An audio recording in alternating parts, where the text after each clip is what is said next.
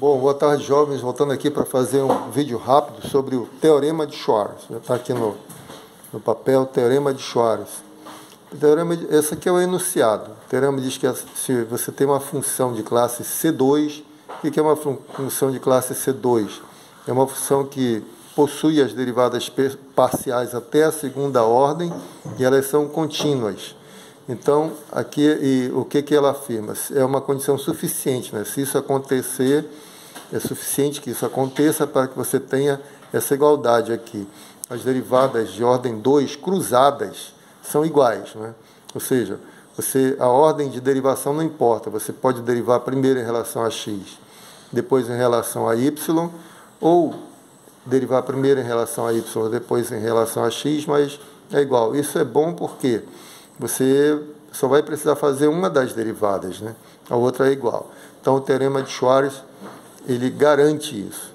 Isso aqui você pode ver aquele nosso pequeno vídeo lá que nós fizemos sobre derivadas de ordens superiores, né? Que a gente vai usar também daqui para frente. Vamos lá. Bom, eu não vou, como sempre, não vou fazer a demonstração, que é muito longa. Vou dar um exemplo. Por exemplo, se você tiver a função f de x e y igual a 3x² y mais 5x.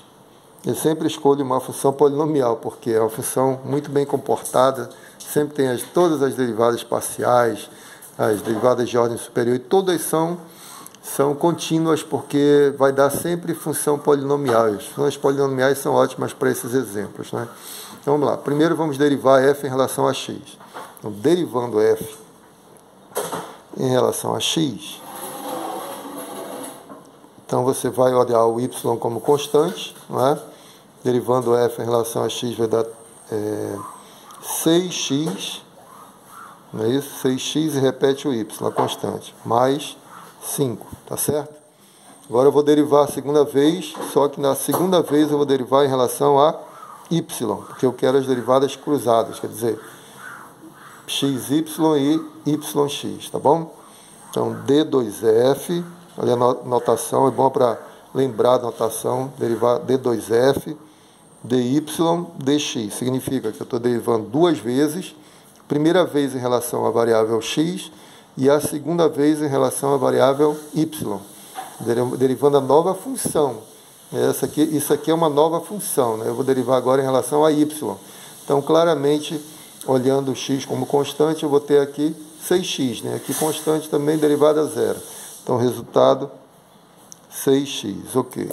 Então, a primeira parte do lado esquerdo aqui nós calculamos 6x. Vamos calcular agora do outro lado. Derivar primeiro em relação a y. df dy. Então, vamos lá para a nossa função. Agora eu olho y como x como constante. Quem está variando é y, tá bom? Então, aqui vai ser constante, derivada a zero, e desse lado 3x², que é o coeficiente do y. 3x². Agora eu vou derivar a segunda vez a função dy, dessa vez vou derivar em relação a x, não é? Então, derivando agora df dy em relação a x, eu vou obter df dy, vou derivar em relação a x, vou obter 6x. Agora ficou fácil demais, né? Então, de fato, né, tanto faz eu derivar, se a função tiver essa propriedade, for de classe C2, né, todas as derivadas até a segunda ordem existirem, forem contínuas, vai acontecer sempre isso. Não é coincidência. Você pode derivar primeiro em relação a x, depois em relação a y, ou primeiro em relação a y, depois em relação a x, e o resultado é o mesmo, tá? Esse é o famoso Teorema de Schwarz, que vai ser de muito valor na nossa teoria daqui para frente. Um grande abraço, fiquem com Deus, até o próximo vídeo.